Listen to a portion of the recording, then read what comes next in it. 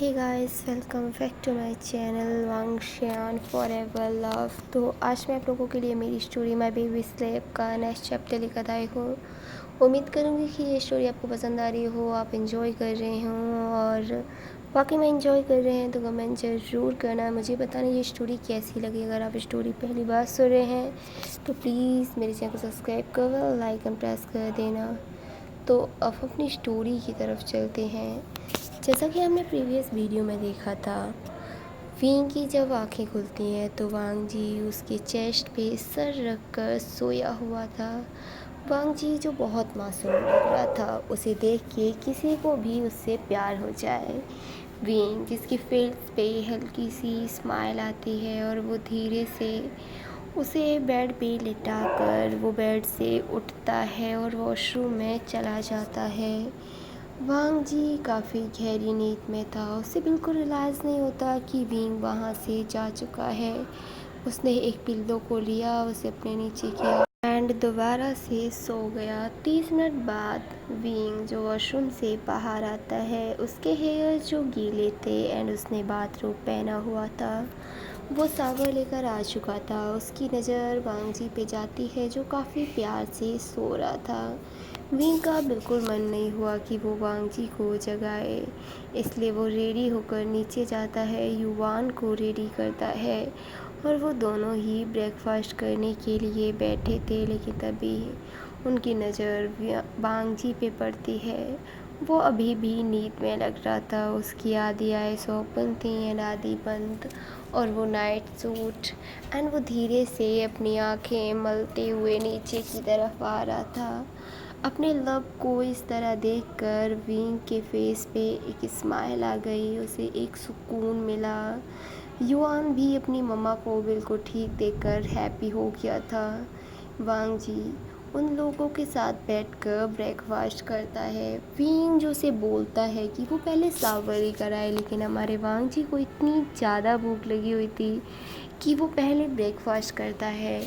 Yuan वो children school जाता है, सर्वेंट जो उसे वहाँ पर ले जाते हैं। विंग जिसके माइंड में अभी भी कल नाइट की बात चल रही थी, वो जानना चाहता था ऐसी क्या बात थी जिस वजह से वांग जी इतना ज़्यादा रोने लग गया था। वो देखता है कि वांग जी अब पूरी तरीके से शांत है, वो अभी बात कर सकता है, इसलिए विंग जो वांग जी को अपने पास बुलाता है और उससे पूछता है, वांग जी क्या तुम मुझे कल नाइट के बारे में बताना चाहोगे? आखिर ऐसा क्या हुआ था? मैं तुम्हें परेशान नहीं करना चाहता, लेकिन मैं तुम्हारे पास्ट के बारे में सब कुछ जानता हूँ और मैं उस चीज़ को भी जानना चाहता हूँ जिसे तुमने मुझे नहीं बताया। प्लीज़ वांग जी क्या तुम मुझे बताओगे? वांग जी जो एकदम शांत हो गया था, जैसे कि उसके सामने कुछ बुरी मेमोरीज चलने लगी हुई थी। विंग वांग जी को टाइटली हग करता है और बोलता है, बेबी मैं तुम्हें फोर्स नहीं कर रहा हूँ, मैं बस चाहता हूँ कि मेरे बेबी के बारे में मुझे सब कुछ पता हो। एवरीथिंग मैं तुम्हारे बारे में जानता हूँ, वो भी जिससे तुम्हें डर लगता है और वो भी जिससे तुम हैप्पी होते हो। Please please baby trust me, और मुझे बताओ जो कुछ भी हुआ है, शायद मैं तुम्हारी हेल्प कर पाऊँ। और मैंने तुमसे प्रॉमिस किया था ना, मैं हर प्रॉब्लम को तुमसे दूर रखूँगा, मैं तुम्हें कभी भी रोने नहीं दूँगा। तुम्हारे आंसू मेरे लिए बहुत कीमती हैं वांग जी, इसलिए मैं नहीं चाहता कि तुम उन सारी चीज़ों को याद कर कर रो जिन्हें मैं बहुत साल पहले जिसे मैं बहुत टाइम पहले पीछे छोड़ आया हूँ। वांग जी विंग की आंखों में देखता है और बोलता है, विंग मेरे लिए वो चीज़ें ना बहुत शॉकिंग थी और बहुत बुरी भी। मैंने कभी यकीन नहीं किया था, कभी सोचा नहीं था कि मेरे पेरेंट्स मेरे साथ ऐसा करेंगे। मेरी ग्रैंड मदर की डेथ के बाद मॉम डैड मुझे अपने साथ रहने के लिए ले आए। अब हम यहाँ से एक छोटा सा फ्लैशबैक देखते हैं वांग जी की लाइफ का।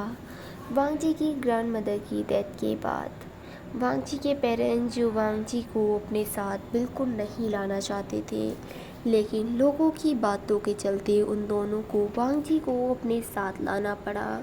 जिस दिन से वांग जी उन लोगों के घर रहने आया था, उन्होंने एक दिन भी शायद ऐसा नहीं गया जब वांग जी को ना मारा हो। वांग जी केवल 13 साल का था। वो नहीं जानता था कि किस तरीके से सारी चीज़ें मैनेज करनी है। उसकी ग्रैंड मदर ने उसे काफ़ी अच्छे से रखा था, काफ़ी प्यार से उससे बड़ा किया था। तो उसे घर का वर्क करना भी नहीं आता था, लेकिन उसकी मदर, उसके डैड हमेशा उसे मारा पीटा करते थे जब वो कोई भी काम बिगड़ जाया करता था। एक शाम उसके मॉम डैड अपनी कंपनी में वर्क कर रहे थे, तभी एक पर्सन जो उन दोनों के पास आता है और बोलता है, मुझे पता है तुम दोनों ड्रग्स लेते हो, लेकिन मुझे इससे फ़र्क नहीं पड़ता। ये कंपनी मेरी नहीं है, लेकिन हाँ, मैं तुम्हें full life time drugs supply कर सकता हूँ। तुम्हें अपने बेटे को मुझे देना होगा। वांग जी की मदर जो बोलती हैं, नहीं, मैं उसे नहीं दे सकती, वो बेटा है मेरा, मैं उसके साथ ऐसा कैसे कर सकती हूँ। आप लोग सोच लें, बेटा चाहिए या फिर ड्रग्स। वांग जी के पेरेंट्स जो ड्रग्स के इतने ज़्यादा एडिक्ट हो चुके थे कि उन्होंने ये भी नहीं सोचा कि आखिरकार वो अपने बच्चे को किसके हाथों में दे रहे हैं। वो बच्चा जो कुछ नहीं जानता और अभी कुछ टाइम पहले ही उसने अपनी ग्रैंड मदर को खो दिया है। वांग जी के पेरेंट्स वांग जी के पास पहुंचते हैं। उन्होंने वांग जी के साथ काफ़ी अच्छा बिहेव किया। आज उसे जाकर मारा नहीं, उसके लिए स्वीट्स भी लेकर गए। वांग जी की मदर ने उसके लिए खाना बनाया। सब कुछ काफ़ी अच्छा चला।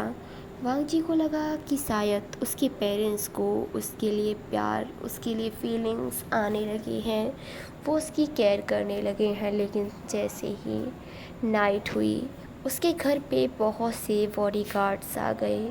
एक पर्सन जिसने ब्लैक सूट पहना हुआ था, वो ज़्यादा ही ओल्ड नहीं था और ना ही यंग, वो मिडिल एज में था। वो उन गार्ड्स के बीच से निकल कर आता है। उसे देखकर वांग जी के पेरेंट्स उस पर्सन को वो करते हैं और बोलते हैं, हेलो वेरोहान सर, ये मेरा बेटा वांग जी है जिसे आपने मांगा था। वांग जी अपनी मदर की बात सुनकर थोड़ा डर गया एंड वो 2 कदम पीछे हट जाता है। वह जो वांग जी को ऊपर से नीचे देख रहा था। वांग जी जिसने शॉर्ट्स पहने हुए थे, जिस वजह से उसकी लेग्स विजिबल हो रही थी, और उसने एक लूज सी टी शर्ट जो ऊपर डाली हुई थी, वो हमेशा से काफ़ी ज़्यादा ब्यूटीफुल रहा है। तो वो उस टाइम पे तो और ज़्यादा ब्यूटीफुल था। वह रूहान जिसके फेस पे एक अजीब सी स्माइल थी, जो वीन को वांग जी को बिल्कुल पसंद नहीं थी। वांग जी को बिल्कुल अच्छी नहीं लगी। वांग जी की मदर वांग जी का हाथ पकड़ती हैं और उसे फोर्सफुली वह रूहान की तरफ करती हैं। वांग जी जिसकी आंखों से अपने आप आंसू आने लगे थे, उसने ये बिल्कुल उम्मीद नहीं की थी। वांग जी जो रो रहा था, चिल्ला रहा था, मॉम, मॉम प्लीज़, प्लीज़ मुझे इन लोगों के साथ मत भेजिए, मॉम मुझे डर लगता है, मॉम प्लीज़, आप मुझे मारेंगे, मुझे शिकायत नहीं करूँगा, आप मुझे पुराने क्लोथ्स देंगे, मुझे मुझे फिर भी शिकायत नहीं है, आप मुझे खाना नहीं देंगे, मैं फिर भी शिकायत नहीं करूँगा, मॉम, मॉम प्लीज़ मुझे इन लोगों को ना दें। लेकिन वांग जी के पेरेंट्स वो तो अपने ड्रग्स लेने में मसरूफ़ हो चुके थे, क्योंकि वह रूहान ने उन्हें कम से कम 1 किलो से भी ज़्यादा ड्रग्स दिए थे, जिसे देखकर वो तो पागल हो चुके थे। उन्होंने अपने बेटे का दर्द देखा ही नहीं, अपने बेटे का पेन देखा ही नहीं। वह रूहान जो फोर्सफुली वांग जी को उठाता है और कार के अंदर डाल देता है, वो ज़बरदस्ती उसे एक बड़े से मैंसन के सामने ले जाकर वो कार रुकती है। तभी 2 लड़के जो वहाँ आते हैं, जो वह रोहान से बोलते हैं, डैड आप मेरे लिए टॉय लेकर आए हैं। यस बच्चा, मैं तुम्हारे लिए टॉय लेकर आया हूँ, ये देखो, ये काफ़ी ब्यूटीफुल है ना। तभी वो लड़का जो वांग जी की तरफ देखता है कुछ बैड इंटेंशन के साथ, ये चीज़ वांग जी नोटिस करता है। वांग जी जो अपनी लेग्स को समेटने लगा था, लेकिन वो लड़का जो वांग जी का हाथ पकड़ता है और उसे फोर्सफुली उस घर के अंदर ले जाता है, वो ज़बरदस्ती उसे लेकर जा रहा था। तभी पीछे से एक पर्सन, जो उसके साथ एक और लड़का था, वो बोलता है, वैन चाओ गगा, आप अकेले इसके साथ फन नहीं कर सकते, मुझे भी इसके साथ करना है। वैन सू, तुम भी कर सकते हो, लेकिन ये टॉय मेरा है क्योंकि डैड मेरे लिए लेकर आए हैं। नहीं, ये टॉय मेरा है। वो दोनों ही लड़ने लगे थे, लेकिन तभी वह रोहान जो उनके बीच में आता है और बोलता है, शराब, ये तुम दोनों के लिए है, तुम दोनों ही इसके साथ फ़न कर सकते हो। उसके बाद उन दोनों के फेस पे एक स्माइल आ गई थी और वो फोर्सफुली वांग जी को एक डार्क रूम में लेकर जाते हैं। वो उसे काफ़ी बैडली टच कर रहे थे, लेकिन वांग जी जो उन दोनों को पुश करता है और उस रूम के एक कोने में जाकर खड़ा हो जाता है। लेकिन वो लोग जो हंसने लगते हैं और बोलते हैं, ये टॉय तो काफ़ी ज़्यादा शरारती है, इसके साथ खेलने में बहुत मज़ा आएगा ना गगा। हाँ ज़रूर, बहुत ज़्यादा मज़ा आएगा। लेकिन वांग जी जो एक ग्लास जो वहाँ पड़ा हुआ था उसे बॉल से तोड़ता है और उन दोनों की तरफ करता है, लेकिन वो आगे बढ़ते ही जा रहे थे। लेकिन तभी वांग जी जो उसे खुद के हाथ पर रखता है और बोलता है, मुझसे दूर रहना, वरना मैं खुद को ख़त्म कर लूँगा और फिर तुम खेलते रहना मेरी डेड बॉडी के साथ, और फिर तुम्हें पुलिस लेकर जाएगी मेरे मर्डर के जुर्म में।